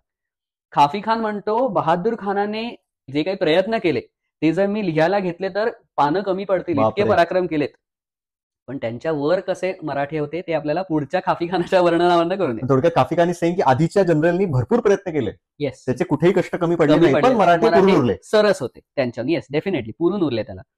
मग त्यांनी सांगितलं की हा जो बहादूर खान होता त्याने आपलं डोकं लावलं. त्याला अनुभव होता ना, एवढे वर्ष तो शिवाजी महाराजांकडनं मार खात होता. बुऱ्हाणपूर लुटलं त्याला, तो जवळच होता पण तो लेट पोहोचला म्हणून संभाजी महाराज जाऊ शकले असं वगैरे वर्णन आहे त्याच्यामध्ये. तर त्याला अनुभव खूप होता. त्याने म्हटलं आपण असं करू, रामशेठच्या किल्ल्याच्या एका बाजूला सगळ्या तोफा गोळा करू, तिथे भरपूर आवाज करू, म्हणजे त्यांना वाटेल की इकडनं हल्ला होणार आहे. आणि दुसऱ्या बाजूने जे हुशार लोक असतील किल्ला चढण्यामध्ये अशा लोकांना पाठवू, शिड्या लावून, आणि मग ते तिथून हल्ला करतील आणि किल्ला घेतील. एकदा आत शिरले किल्ल्याच्या की संपलं ना, किल्ला मिळाला तुम्हाला. पण ह्याच्यात मराठी त्यांचे बाप होते. मराठ्यांचे गुप्तहेर बहादूर खानाच्या छावणीत फिरत होते. त्यांना ही बातमी कळली. सो ह्या दुर्दैवाने ना या रामशेठ किल्ल्याचा किल्लेदार कोण होता हे माहिती नाही. या किल्लेदाराने काय केलं की ज्या वेळेला बहादूर खानाने त्याचा प्लॅन चालू केला आणि त्याने तिथे सगळे आपले तोफा आणल्या, तिकडे नगारे वगैरे वाजवायला सुरुवात केली to distract all of them. त्याने दाखवलं आम्ही डिस्ट्रॅक्ट झालोय. त्याने आपले शूर सरदार तिकडे काही पाठवले, त्याने आपले नगारे तिकडे वाजवायला सुरुवात केली, म्हणजे दाखवलं की आम्ही सगळे आणि आम्ही इथे आलोय. तिथून त्याने तोफा वगैरे डागायला सुरुवात केली. आणि ज्या बाजूने मुघलांचे औरंगजेबाचे सैन्य चढायला सुरुवात केली त्या ठिकाणी अजून आपले मावळे गुपचूप ठेवून दिले. खाफी खानाने वर्णन केले की पहिले 2 सैनिक यांची डोकी जशी रामशेठच्या किल्ल्याच्या डोकावली त्यावेळेला मराठ्यांच्या मावळ्यांनी इतक्या जोरात आघात केले की त्या सैनिकांचे डोळेच बाहेर पडले. अरे बापरे. आणि मग हे सगळे सैनिक आल्या मार्गाने खाली पडले आणि त्यांच्या मागे जेवढे चढत होते ते सगळे पडले. सो अशा प्रकाराने बहादूर खान जो होता त्याचा हा एक प्रयत्न फेल झाला. मग त्याचा एक मोत्तद्दार म्हणजे सरदार जो त्याच्याकडे काम करणारा होता तो म्हणाला की ना मला भूतवश करता येतात. बरं, हे मी सगळं सांगतोय हे काल्पनिक माझ्या डोक्यातल्या कल्पना नाहीत. हे खाफी खानाने मुंतखबुल लुबाबे मोहम्मद शाही लिहिले त्यात ह्याचं वर्णन केलेलं आहे. तर तो मोत्तद्दार येऊन बहादूर खानाला म्हणाला मला भूतवश करण्याची विद्या येते. एक काम करा, तुम्ही मला 100 तोळे वजनाचा एक सोन्याचा साप आणून द्या. तो साप घेऊन मी भूतवश करून आपल्या सैन्याला किल्ल्याच्या दरवाजापर्यंत घेऊन जातो, पण मी पुढे असेल. बहादूर खानाने विश्वास ठेवला, म्हणाला यार बाकी चालत नाही, हे तर करून बघू. चालतंय, आता दैवी उपाय तरी, भूताचे उपाय तरी करून बघू. Black magic. सो 100 तोळे वजनाचा तो सोन्याचा साप तयार केला, त्याला दिला. तो घेऊन मोत्तद्दार पुढे, त्याच्या मागे सैन्य असे निर्धोकपणे सगळे त्याच्या मागे जायला लागले. आणि दरवाजापर्यंत पोहोचायच्या थोडेच आधी वर्ण मराठे बघत होते हे काय जत्रा चालली. मराठ्यांच्या गोफणीतनं एक दगड सुटला आणि तो दगड खाफी खानाचे शब्द आहेत, मोत्तद्दाराच्या छातीवर येऊन असा लागला की मोत्तद्दार एकीकडे आणि साप दुसरीकडे. गेलं ब्लॅक मॅजिक चुलीत. म्हणजे ह्या भूतांहून मराठी भूत एवढी भयानक होती की त्याच्याने बहादूर खानाचा हा प्लॅन सुद्धा फेल झाला. मी असं ऐकतो की त्या काळातली जी गोफणी होती म्हणजे स्नायपर सारखीच एकदम. आणि ते स्किल बघ ना की तू गोल फिरवून तो दगड अशा ह्याने सोडला पाहिजे की तो येऊन त्या एका माणसाला लागला पाहिजे. हे किती स्किलचं काम असेल, किती प्रॅक्टिस करावी लागली असेल. गोफण is much more difficult than sniper. Exactly, yes. तो अशा प्रकारे बहादूर खानाने अखेर हात टेकले. बहादूर खानाला सुद्धा औरंगजेबाने परत बोलावलं. बहुतेक आता औरंगजेब लिहिलं आता पत्र, ह्या लोकांनी किती छान छान पराक्रम केले याची बुक बनवावी बुक बनवा. एक्झॅक्टली. पण औरंगजेबाचं एवढं मन मोठं नव्हतं ना. सो त्याने हे सगळं केलं. ह्याच्या पुढे एक 6 का 7 सरदार यांनी रामशेज किल्ला घ्यायचा प्रयत्न केला. 1682ला रामशेज किल्ला घ्यायला सुरुवात केली. 1687ला 5 वर्षांनी फितुरीने तो गड मिळाला. म्हणजे इतके वर्ष ज्यावेळेला औरंगजेबाला कळलं की आपल्याला हा एक गड घ्यायला लागतं, त्यावेळेला तो 1686लाच आदिलशाही आणि कुतुबशाहीकडे वळला की हे काय आपल्याने होत नाही आणि आपण इथेच मरणार असं आपल्याला दिसतंय. त्याच्यामुळे त्याने ते त्याचे वेगळे मार्ग. थोडक्यात या एका किल्ल्यानी औरंगजेबाला दाखवलं की तुझं पुढचं फ्युचर इथे कसं असणार आहे दख्खनीमध्ये. आय विश त्या किल्लेदाराचं नाव कधीतरी आपल्याला समजेल. एक्झॅक्टली. आणि Aurangzeb couldn't see his future. म्हणजे त्याच्यानंतर जर त्याला ते दिसलं असतं तर कदाचित त्याने 1699ला म्हणजे त्याच्यानंतर 12 वर्षांनी मराठ्यांचे किल्ले घ्यायचा जो सपाटा लावला, जे आपण मागच्या भागात पाहिलं, ते त्याने पाहिलं नसतं. कारण त्याला कळलं असतं की अरे हा किल्लाचं घेणं एवढं कठीण आहे काहीशे लोकांबरोबर. तर एवढे जे अजून आपण डीप मध्ये जाऊ, कोकणात जाऊ, राजगड आहे, पुरंदर आहे, इतके महत्वाचे किल्ले घ्यायला आपल्याला जन्म लागेल. आय विश औरंगजेबाला थोडस एक त्याचं फ्युचर दिसू शकलं असतं, त्याच्याकडे क्रिस्टल बॉल असता आणि त्यांनी जर थोडेसे त्याचे नंतरचे काही निर्णय वेगळ्या पद्धतीने घेतले असते. आता आपण जर बघितलं त्याचा औरंगजेब हा जो जर मनुष्य पाहिला आणि त्याची जर लाईफ पाहिली तर आपल्याला जाणवतं की त्यांनी वेगळ्या वेगळ्या पद्धतीने वेगळे प्रयत्न केले की कसं पूर्ण मराठीशाही आपल्याला संपवता येईल. काही ठिकाणी तो एकदम असा त्यांनी पॉलिटिकली एक शाहू महाराजांच्या खांद्यावर हात ठेवून ठेवायचा प्रयत्न केला, मुसलमान कन्वर्ट करायचा प्रयत्न केला, येसुबाईंना हॉस्टेज ठेवलं, असं त्यांनी अनेक वेगळे. आणि ऑफकोर्स संभाजी महाराजांना किती क्रौर पद्धतीने त्यांनी हत्या केली. तर आता हे सगळं जर ओव्हरऑल 1000 फुटावरनं जर औरंगजेब हा मनुष्य जर पाहिला तर तू त्याला कसं समराईज करशील? चांगला प्रश्न आहे. औरंगजेबाला समराईज करणं हे खरं तर मोठ्या मोठ्या लेखकांना जमलेलं नाहीये. मी थोडा प्रयत्न करून बघतो आणि आपल्या व्ह्युअर्सना औरंगजेब हे काय रसायन होतं ते सांगायचा प्रयत्न करतो. आणि ते पण तुझ्या ज्या संदर्भ देऊन, कारण हाच तर आपल्या चॅनलचा मेन उद्देश आहे आणि आपण तेच करतो की आपण नेहमी संदर्भासहितच गोष्टी सांगतो. येस, तर मी संदर्भही काय आहेत ते सांगेन आणि औरंगजेब आपल्याला कसा दिसतो इतिहासातनं ते सांगण्याचा प्रयत्न करेन. औरंगजेब हा शूर होता. माझ्या मते काही त्याचे चांगले गुणही आहेत, ते मी सांगतो आणि ते काहीच आहेत म्हणून ते आधी सांगतो आणि मग त्याच्या आपल्याला बाकीच्या गोष्टींवरती जाता येईल. शूर होता औरंगजेब, ह्यात काही वाद नाही. त्याला कोणी भित्रा पळपुटा हे म्हणण्याची गरजच नाही. त्याने खूप युद्धांमध्ये त्याचे जे काही पराक्रम आहेत ते करून दाखवलेले आहेत. चिकाटी होता तो, अर्थातच चिकाटी होता म्हणून तो 27 वर्ष दक्षिणेमध्ये राहू शकला आणि त्याने शेवटच्या त्याच्या श्वासापर्यंत मराठेशाही आणि इतर दख्खनी शाही जिंकण्याचा प्रयत्न केला. बाकीच्या शाह्या जिंकण्यामध्ये तो सक्सेसफुल झाला, मराठेशाही तो जिंकू शकला नाही. हे आपल्याला त्याचे काही चांगले गुण दिसून येतात.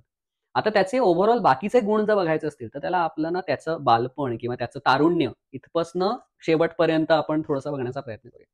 आता मुळात औरंगजेब हा गादीवरतीच कसा आला हे जर आपण बघितलं तर त्याच्या भरपूर स्वभावांचं दर्शन आपल्याला होऊन जाईल. सो आपण सुरुवात तिथून करूया. त्याच्यासाठी आपण थोडीशी बॅकग्राऊंड देऊया की त्याला किती भाऊ बहीण वगैरे होते आणि ते पूर्ण राजकारण कसं होतं. शहाजहानला जी वेगळी मुलं होती त्यांच्यातली मी जे आता मुलांची नावं घेईन ते सगळे पॉलिटिकली इम्पॉर्टंट होते. सगळ्यात मोठा हा दारा शिकोह होता. ओके, सगळ्यात मोठा इन द सेन्स त्याला मोठ्या बहिणीही होत्या, पण मी आता पुन्हा एकदा सांगतो की आपण महत्वाचे जे आहेत तेच बघतोय. बाकीच्या बहिणी ज्या महत्वाच्या नाही आहेत किंवा भाऊ जे महत्वाचे नाही त्यांना आपण इग्नोर करू. तो सगळ्यात मोठा हा दारा शिकोह होता. तो शहाजहानचा अतिशय लाडका शेहजादा होता आणि तो नेहमी शहाजहानच्या जवळच असायचा. त्याच्याबद्दल मनुचीना ही ज्यावेळेला यादवी झाली भावाभावांमध्ये त्यावेळेला मनुची तिथे होता, खुद्द त्या युद्धांमध्ये उपलब्ध होता. त्याच्यामुळे मनुचीने जे स्टोरिया दो मोगोर नावाचं पुस्तक लिहिलंय त्याचं मराठीत भाषांतर केलेलं आहे, ज्याला असे होते मोगल असं म्हणतात. सो त्याच्यातनं आपण हे संदर्भ घेणार आहोत. सो मनुची सांगतो की दारा शिकोह जो होता तो बाकी गोष्टींमध्ये खूप चांगला होता, बाणेदार होता, पण त्याच्या काही गोष्टी बाकीच्या त्याने सांगितल्या की जसं त्याचं आणि मिर्झा राजा जयसिंगांचं पटायचं नाही. त्याने एकदा मिर्झा राजा जयसिंग म्हणजे जे आग्र्याहून सुटकेमध्ये मिर्झा राजा जयसिंग आपण ऐकतो ना, पुरंदरचा तहवाले, त्या मिर्झा राजा जयसिंगांना तुम्ही गवैया सारखे दिसतात असं म्हटलं होतं. आणि गवैया हे त्या काळामध्ये मुघलांच्या दरबारामध्ये अतिशय थर्ड क्लास पद म्हटलं जायचं. त्यामुळे मिर्झा राजा जयसिंगांची. म्हणजे थोडक्यात त्याच्या तोंडावरती कंट्रोल नव्हता. तो कोणालाही ओके. कोणी सल्ले दिलेले त्याला आवडायचे नाही. त्याच्यामुळे त्याला लोक सल्लेच द्यायला जायचे नाही. राईट. आणि एक तुला जर उद्या बादशाह व्हायचंय तर हा तुझ्याकडे गुण असला पाहिजे. आपण शिवाजी महाराजांचे गुण पाहतो की ते सगळ्यांचं ऐकायचे, पण दरवेळेला मनाचंच करायचे असं नाही. त्यांच्याही सांगितलेल्या गोष्टींमध्ये ज्या महत्वाच्या गोष्टी असतील त्या बघायचे. अफजल खान वधामध्येच त्यांना कृष्णाजी गायकवाडांनी सांगितलं होतं की राजे अंगाला सील करा, म्हणजे चिलखत घाला. चिलखत ते लावा. राजांनी ऐकलं ऐकलं. होतं ते. ओके, सो एक लीडर असतो त्याच्याकडे ही क्वालिटी हवी की त्याने सगळ्यांचं ऐकायला हवं. ती दारा शिकोजवळ नव्हती.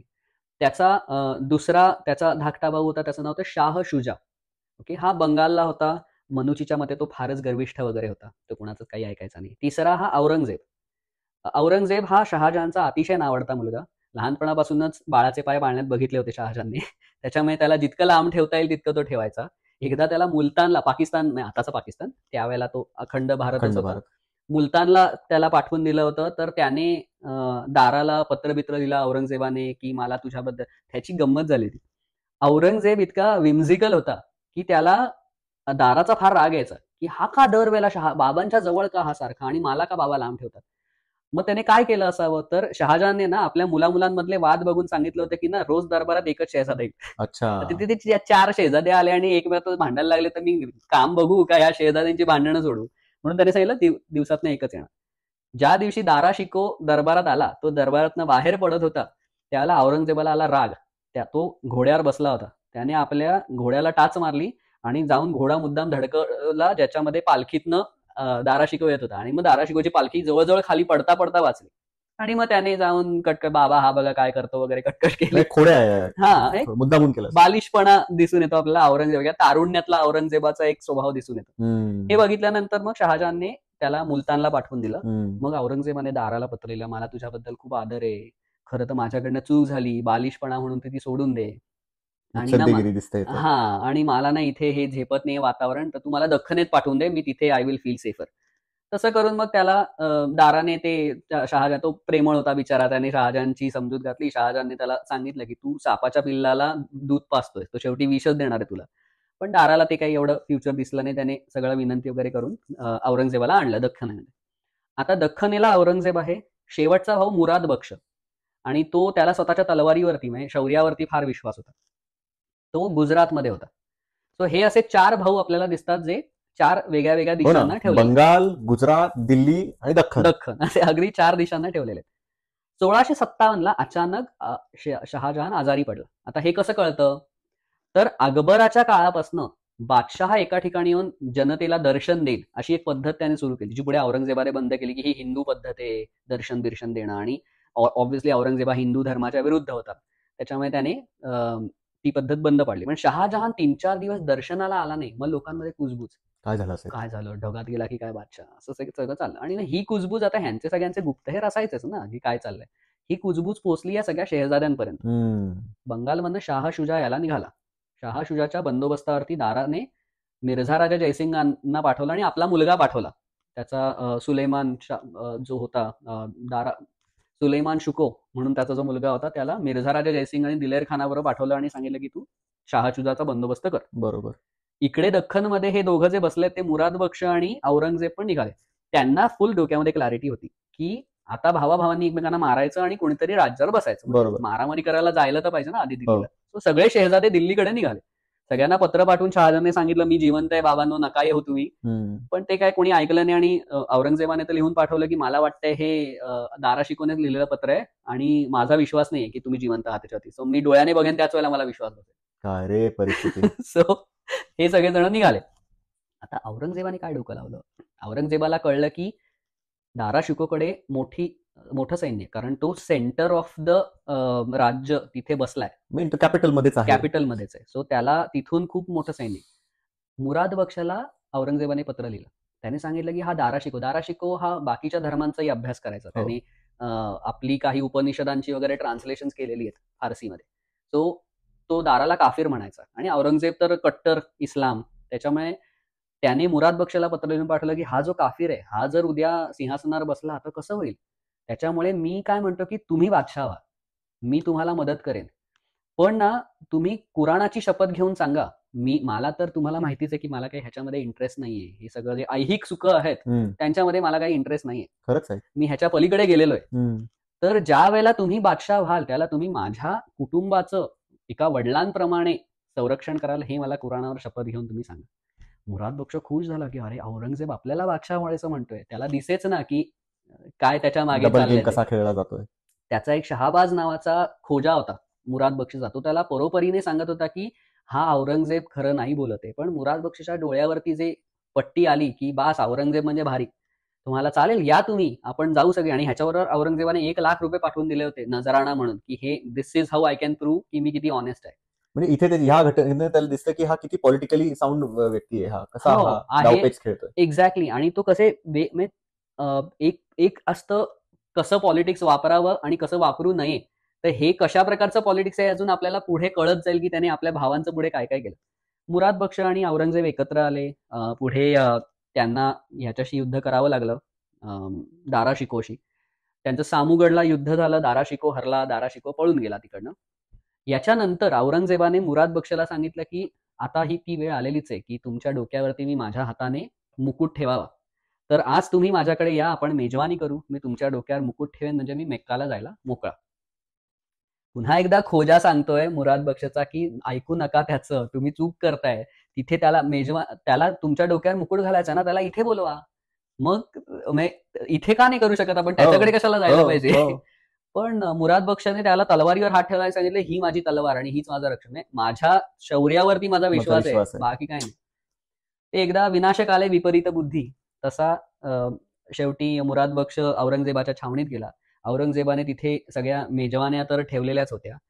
दर थोड्या वेळाने तो मुराद बक्षला जमेल तितकी दारू पाजत होता. मनुची त्याच्या ह्याच्यामध्ये म्हणतो की ना, जवळजवळ औरंगजेब हा स्वतःच ह्याच्यामध्ये स्वयंपाकघरात काम करणारे लोक असतात आचार्यांप्रमाणे वागून त्याला जेवण देत होता पुढे करून करून की हे घ्या हे घ्या. भरपूर जेवायला घातलं, भरपूर दारू पाजली. मग त्याला सांगितलं की तू थोडा वेळ आराम कर, मी तोपर्यंत सगळी तयारी करतो की सिंहासन वगैरे कसं तयार करता येईल तुझं. आणि मग मुराद बक्ष आत गेला, त्याच्याबरोबर त्याचा खोजा सुद्धा आला. खोजा त्याच्याबरोबर सतत होता त्याचं रक्षण करायला. खोजा काही दारू बिरू प्यायला नव्हता, तो सावध राहण्याचा प्रयत्न करत होता. जसा मुराद बक्ष आत गेला तिथे एक सुंदर बाई ठेवलेली होती. तो मुराद बक्षला आता इच्छा झाली की अरे सुंदर बाई पण ठेवलेली आहे. खोजाने कसं तरी करून त्याला म्हटलं, त्या बाईला घालवलं आणि म्हटलं की तू झोप बाबा, आता तुला झोप आली आहे तर तू आराम कर. तो आराम करतोय त्याला समोरनं औरंगजेब येताना दिसला. आता मुराद बक्ष गाढ झोपला होता. खोजाच एक आता फक्त त्याच्या आणि मुराद बक्षच्या मध्ये राहिला होता. दरवाजाच्या बाहेरनं हे सगळं मनुचीने लिहिलेलं आहे त्याच्यामध्ये, स्टोरी ऑफ द मोगर मध्ये. दरवाजाच्या बाहेरनं औरंगजेबाने खोजाला बाहेर बोलावलं की काहीतरी सांगायचंय. जशी खोजाने मान बाहेर काढली तसं त्याचं तोंड दाबून 4 लोकांनी त्याला उचललं, त्याचा खेळ संपवला. आता फक्त राहिला झोपलेला मुराद बक्ष. बापरे. तुला आजम आठवतोय ना, शहजादा आजम, त्याला लहान होता. शहजादा आजमला औरंगजेबाने सांगितलं, हा तुला दिसतोय हिरा, तू जर आज जाऊन मुराद बक्ष काकाची तलवार काढून आणलीस ना, तुला हा हिरा देईल. तो आपल्या मुलाला सांगितलं. ह्याच्या मागे काय होतं कारण की मुलगा तलवारी बरोबर खेळतो हे दिसलं तर काकाला संशय येणार नाही, जर जागा झाला तर. तलवार घेऊन आला, आजमला हिरा दिला आणि सांगितलं हा दुसरा हिरा, हा हवाय का, तर त्याची कट्यार पण काढून आण. तर त्याची कट्यारही काढून आणली. आणि मग जोपर्यंत मुराद बक्ष शुद्धीवर येत होता दारूच्या अंमलातनं, तोपर्यंत त्याला दिसत होतं की त्याला बेड्या घातल्या जात आहेत आणि त्याला बांधलं जात आहे. समोर औरंगजेब दिसतोय आणि औरंगजेबाला त्याने फक्त एकच प्रश्न विचारला की हीच का ती कुराणावरची शपथ. औरंगजेब काहीही न बोलता तिकडनं निघून गेला. किती क्रूर, किती हा मतलबी माणूस. एक्झॅक्ट. आणि म्हणजे किती कोल्ड ब्लडेड त्याने हे सगळं केलं. लहान मुलाकडनंही आपल्या ते करून घेतलं. म्हणजे लहान मुलावर काय संस्कार घडले, स्वतःच्या मुलावर काय संस्कार घडले. आता राहिला शाह शुजा आणि दारा शिको. दिल्लीला औरंगजेब पोहोचला, त्याने स्वतःला बादशाह झालाय असं डिक्लेअर केलं आणि मिर्झा राजे जयसिंग वगैरे वगैरे लोकांना ह्याच्या दारा शिकोच्या मागावरती पाठवलं. दारा शिको कुठे कुठे पाकिस्तान, अहमदाबाद, असे गुजरात कुठे कुठे वेगळीकडे फिरत राहिला आणि तो शेवटी पकडला गेला. मिर्झा राजा जयसिंगांनी त्याला पकडून दिल्लीत आणण्याचं काम केलं. मिर्झा राजा जयसिंगलाच पाठवलं होतं ना. हो, त्याने पाठवलं होतं, पण नंतर मिर्झा राजा जयसिंगांना औरंगजेबाने आपल्या ह्याला घेतलं. बिकॉज तुला आठवत असेल तर शाहिस्ते खानाच्या भागाच्या वेळेला मी सांगितलं होतं की these were some of the king makers, की शाहिस्ते खान असेल किंवा मिर्झा राजे जयसिंग असतील, ह्यांच्याकडे मोठं सैन्य होतं. ते कुणाच्या बाजूला झुकतायत त्यातनं ठरणार की कोण बादशाह होणार. तर औरंगजेबाने खूप प्रेमाने मिर्झा राजा जयसिंगांना आपल्या बाजूने करून घेतलं आणि मिर्झा राजांचा तसाही दारावरती राग होता, त्याच्यामुळे ते आनंदाने औरंगजेबाच्या बाजूने गेले. मिर्झा राजा जयसिंगांनी शेवटी दारा शिकोला पकडून दिल्लीमध्ये आणलं. तुला आता सिमिलॅरिटी दिसेल, दिल्लीला हत्तीवरती बसवून दारा शिकोची धिंड काढण्यात आली. So you can relate it with Sambhaji Maharaj. त्याच्यानंतर म्हणजे तेच रिॲक्शन्स जर आता संभाजी महाराज हे आपल्या राज्यात नव्हते, पण दारा शिको आपल्या राज्यात होता. म्हणजे मनुची म्हणतो की एका ठिकाणी आल्यानंतर दरबाराच्या दरवाजावर आल्यानंतर खाली एक फकीर होता. तो म्हणाला, दारा काय रे ही तुझी अवस्था, तू कधी काळी आम्हाला याच हाताने दान करायचास, आज तू कुठल्या काय अवस्थेत आहेस. हे ऐकल्यानंतर दाराने आपल्या अंगावरची शाल काढून त्या फकीराकडे भिरकावली की म्हणजे हे घे तुला दान म्हणून, जे माझ्याकडे आहे अजूनही मी देऊ शकतो. नाही अशा वेळेला मग ते काय कैदी दान वगैरे नाही देऊ शकत म्हणून ती शालही काढून घेण्यात आली, असं ते झालं. आणि त्याला ते तशा पद्धतीने आणण्यात आलं की त्याने मध्ये कुठेही काही गोंधळ केला की तिथल्या इथे त्याला कापून काढा, पण अदरवाईज त्याला घेऊन या शेवटपर्यंत. मग औरंगजेबाने दारा शिकोला मेसेज पाठवला. खवचट बघा किती आहे तो माणसाचा स्वभाव, पण औरंगजेबाचा स्वभाव बघतोय ना. आज तू पकडला गेलायस दारा, ह्याच्याऐवजी जर मी पकडला गेलो असतो तर तू काय केलं असतंस. दारा शिकोला माहिती होतं की आता आपला शेवट जवळ आलेला आहे. सो त्याने प्रामाणिक उत्तर दिलं की मी तुझ्या शरीराचे 4 तुकडे करून दिल्लीच्या 4 भागात फेकून दिले असते. हे ऐकल्यानंतर औरंगजेबाने दाखवलं की मी किती चिडलोय. आणि तो म्हणाला की आता या दारा शिकोला मारून टाका. मारून टाकण्यासाठी त्याने शहाजहानचा एक गुलाम होता, चेल्हा नाव होतं त्याचं, त्या गुलामाचं. त्या गुलामाला सांगितलं की तू जाऊन ते काम करायचं, खूप महत्वाचं काम आहे बाबा. तर हा चेल्हा गेला, तो गुलाम होता शहाजहानचा. तो गेला, त्याने हा होणाऱ्या म्हणजे होऊ शकला असता अशा बादशाहाला आडवं पाडलं, त्याच्या छाताडावर बसला आणि भेंडी चिरतात तसा त्याचा गळा कापला. त्याच्या मुलाला त्यावेळेला, कारण त्याच्याबरोबर दारा शिकोबरोबर अजून एक त्याचा मुलगा होता, त्या मुलाला आधीच घेऊन गेले होते, पण त्याचा गळा कापला. त्याचा मुंडकं घेऊन तो परत येईपर्यंत रात्रीचे 8 वाजले होते. तो औरंगजेबाने सांगितलं की ती जरा क्षमादान दिवे घेऊन या, अंधारात दिसत नाही कोणाचा चेहरा. मग त्याने ते सगळा चेहरा स्वच्छ केला. मग त्याने बघितलं सगळीकडनं निरखून की हाच आहे का, दारा शिकोच आहे का, कोणाचा तरी भलत्याचाच गळा चिरून नाही आणून दाखवला ना मला. मग त्याने सांगितलं की ना सामुगडच्या लढाईत दाराची पगडी पडली होती, ती जरा घेऊन या. ती घेऊन आला. मग ती अशी लावून बघितली, फिट होते ना, तोच आहे ना माणूस. डोक्यावरची जखम त्याला झाली ती सामुगडच्या युद्धात, ती तशीच आहे ना. मग त्याने तलवारीने 3दा टोचून बघितलं, ते हेच आहे ना ते. आणि मग अजून संपलं नाहीये. मग त्याने सांगितलं की आता माझे बाबा शहाजहान ज्यावेळेला जेवायला बसतील ना, त्यावेळेला त्यांना हे माझ्याकडनं गिफ्ट. म्हणजे नुसतंच आपण जे छावामध्ये पाहिलंय ना की संभाजी महाराजांना झालेल्या जखमांवरती मीठ लावणं, तर हे तर मिठाच्या पुढेही मसाला चोळणं ह्याच्यापर्यंत आहे की बघ तुझा लाडका मुलगा ज्याला तुला वाचा करायचं होतं, आज तू जेवताना तुझ्या समोर त्याचं मुंडकं ठेवलंय. सख्खा भाऊ. येस. सो ह्याच्यातनं आपल्याला औरंगजेबाचा एक स्वभाव दिसून येतो. त्याने अर्थातच ज्या मुराद बक्षीला पकडून आणलं होतं ना, त्याला कसं मारायचं, कारण त्याला असंच पकडून आणलं तर सगळ्या भावांना असं मारलेलं चालणार नाही ना. गुजरातमध्ये त्याने एका कुठल्या तरी माणसाला मारलं होतं. त्याच्या नातेवाईकाला घेऊन आले, त्याच्याकडनं कंप्लेंट करवली की हा शहजादा होता ना, ह्याने माझ्या नातेवाईकाला मारलं. आणि मग ते बघून न्यायदान करणारा थोर औरंगजेब त्याने शेवटी त्याला मृत्यूदंड दिला की मी बघणार नाही की भाऊ आहे का नाहीये. आणि मग त्याला न्यायदान करून मोठं मुराद बक्षीला मारण्यात आलं. गंमत बघशील ना तर तुला कळेल की हा जो चेल्हा होता, त्याचा गुलाम होता शहाजहानचा, ज्याने ह्याला मारलं, दारा शिकोला मारलं. त्याच्यानंतर त्याने औरंगजेबाने काही कारण कडून त्याला मारायला लावलं, स्वतः त्या गुलामाला मारायला, की म्हणजे तुला दिसून येईल की नो लूज एंड्स. शेवटपर्यंत त्याने ज्या ज्या लोकांनी ह्या सगळ्या शेहजाद्यांना किंवा कुणाला मारायला मदत केली त्यांनाही सगळ्यांना संपवलं. म्हणजे सुलेमान शिको जो दारा शिकोचा मुलगा हा नंतर पकडला गेला, त्याला नंतर अफूचं पाणी पाजून पाजून मारलं. अफूचं पाणी पाजल्याने हळूहळू तुझा मेंदूवरचा सगळा कंट्रोल जातो, तुला सवय लागते त्याची, आणि मग तशा पद्धतीने तू संपतोस. हा पुस्तक लिहू शकेल की कसं क्रूर पद्धतीने एका मनुष्याला मारता येईल. 1001 ways of killing people. थोडक्यात हे म्हणजे मुघल हे भारतातले नाहीच, हिंद प्रांतातले, हे आपले तैमूर आणि गेंगिस खान या वंशजातनं हे इराण आणि इथून आलेली सगळी मंडळी. आणि त्यांचा इतिहासच त्यांना दाखवतोय, एक पिढी पुढच्या पिढीला शिकवते की तुम्ही जेव्हा ताजमहाल बांधाल तेव्हा कसे ते लोकांची बोटं कापायची, कसे लूज एंड सोडायचे, असा परत नंतर ताजमहाल बांधताच आला नाही पाहिजे. आणि आज आपली भारतीय पब्लिक त्या जिथे कबर आहे त्या कबरच म्हणायची, कबरच आहे त्या तिथे जाऊन it is India today's one of the most visited monument. आता कुठे अयोध्येचं मंदिर is coming up in terms of the tourism. अगदी. पण म्हणजे ही एक पिढी पुढच्या पिढीला शिकवते की हे क्रूरता चालूच ठेवायची. अरे औरंगजेबाचं आणि ना म्हणजे संभाजी महाराज हे आपल्या जिव्हाळ्याचं उदाहरण आपण जर पाहिलं तर ना आपल्याला दिसून येईल की त्याने दारा शिको सख्या भावालाही कसं मारलं. तेग बहादर जे शिखांचे 9वे गुरु होते, त्यांच्याबरोबर त्यांचे अजून 3 लोक पकडले गेले, मतीदास, सतीदास आणि अजून एक तिसरे होते, असे जे लोक पकडले गेले 1676च्या आजूबाजूचा प्रसंग आहे हा. ते पकडले गेल्यानंतर सुद्धा त्यांना औरंगजेबाने कसं मारलं हे जर ऐकलं ना, तर आपल्याला कळेल की अरे ह्या माणसाच्या छातीमध्ये डाव्या बाजूला एक अवयव आहे का नाही हृदय नावाचा. त्याने ते जे तेग बहादरांचे 3 सेवक होते त्यांना 3 वेगळ्या वेगळ्या दिवशी 3 वेगळ्या वेगळ्या पद्धतीने मारलं. सगळ्यात पहिला जो होता त्याला त्याच्या करवतीने त्याच्या कपाळापासून पायापर्यंत मधोमध चिरलं ऐक जिवंत आणि चांदणी चौकात.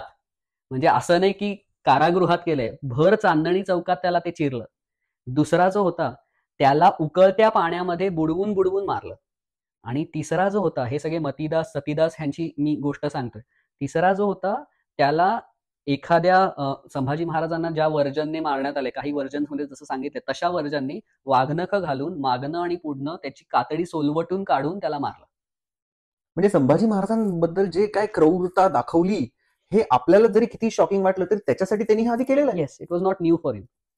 सो ह्या प्रकाराने औरंगजेबाचे जे क्रौर्य आहे आणि कोल्ड ब्लडेडली ह्या सगळ्या गोष्टी करणं आणि एक दुर्गुण, म्हणजे हे तर दुर्गुण आहेतच, पण त्याच्याशिवाय एक दुर्गुण दिसून येतो की मनाचा मोठेपणा त्याच्याजवळ कधीच नव्हता. आपल्या हातात पडलेले कैदी, मग तो आपला भाऊ असू दे, आपले शत्रू असू देत, नाहीतर कोणीही असू दे, शिवाजी महाराज हे सुटू शकले आग्र्यातनं म्हणून, नाहीतर ह्या उदाहरणांमध्ये शिवाजी महाराजही तो ऍड करू शकला असता. ते शिवाजी महाराज स्मार्ट होते म्हणून ते त्याच्या 10 पावलं पुढून निघू शकले. पण दिसून येईल की त्याच्याकडे डिप्लोमसी नव्हती की आपल्या हातात पडलेल्या कैद्यांशी कसं वागावं हे औरंगजेबाला कधीच कळलं. कारण त्याच्याकडे ऍब्सोल्यूट पॉवर होती.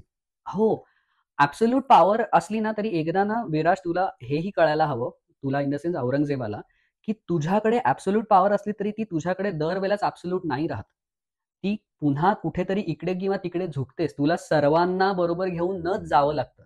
आपल्याला दिसतं की अकबर काही फार ग्रेट नव्हता, पण अकबराने ज्या प्रकाराने राजपूतांना 2 थोबाडीत मारायचा पण नंतर गालावरती हात फिरवायचा, परत 2 थोबाडीत मारायचा आणि परत गालावर हात फिरवायचा, ही जी कामं केली अकबराने, त्याच्यामुळे तू बघशील की अकबर हा प्रॉस्परस किंग होता. वेअर ॲज औरंगजेबाला तू पाहिलंस तर शहाजहान, अकबर ह्यांनी सगळा जो खजिना कमावला, खाफी खान म्हणतो की औरंगजेबाने हा सगळा दक्षिणेत ओतला.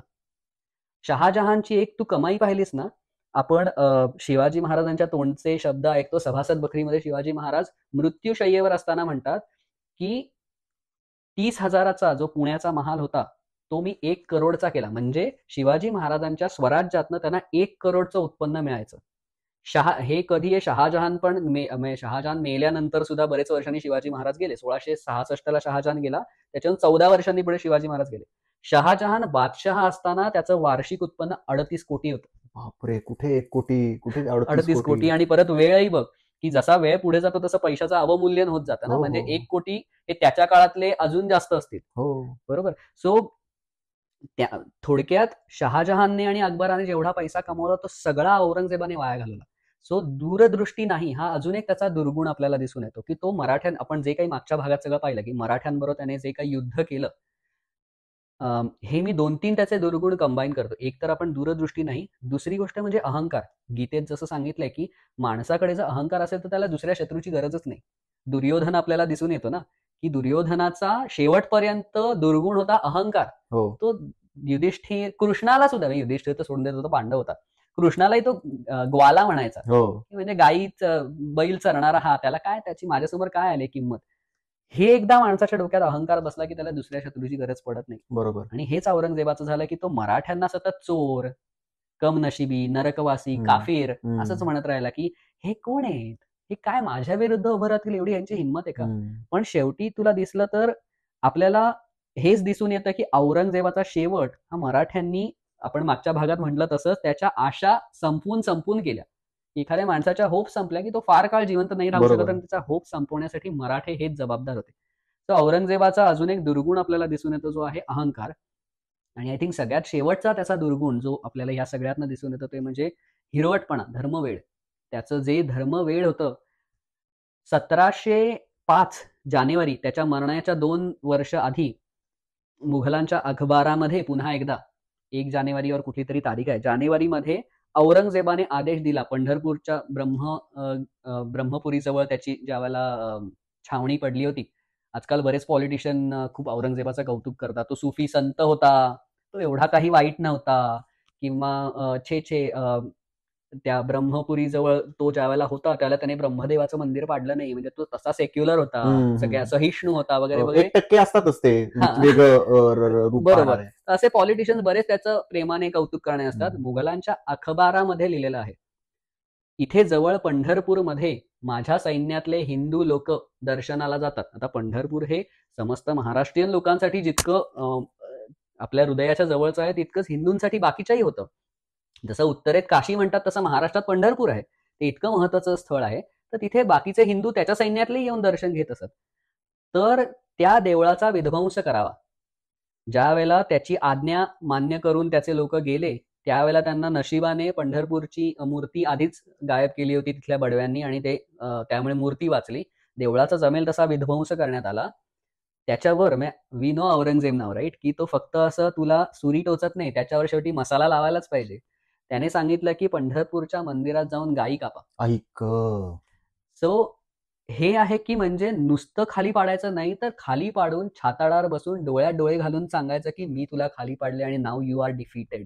अशा औरंगजेबाचं आज आपण औरंगजेब रोड, औरंगजेब नगर, म्हणजे मला खरंच कळत नाही कुठे गेला आपला अभिमान. हो, आपण का अशा शैतानी बादशहाचं अजूनही नावं घेतो.